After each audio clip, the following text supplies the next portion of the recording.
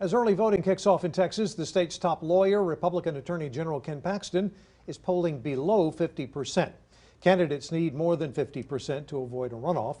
Pollsters call the race for AG the most contentious Republican primary race this year.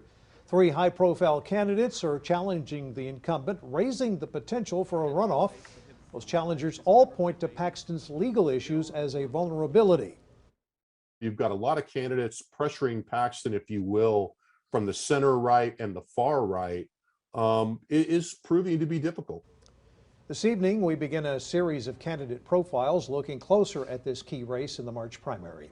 KXAN's Monica Madden tells us more about how the incumbent has been framing his campaign.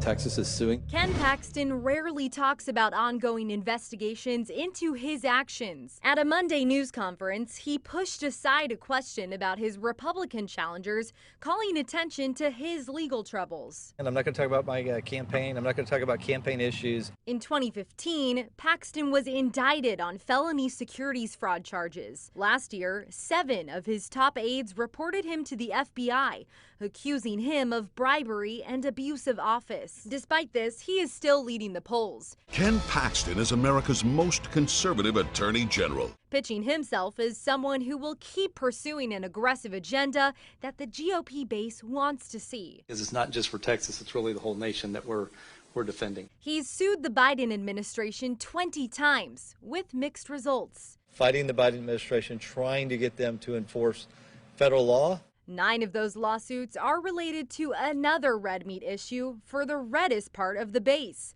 the border. We've watched our immigration problem become a massive problem. And on top of it all is one of the strongest cards in his deck. Ken Paxton, my complete and total endorsement. All 3 of Paxton's campaign TV ads highlight the fact that he is the one endorsed by Trump, hoping the former president's support will earn him more votes.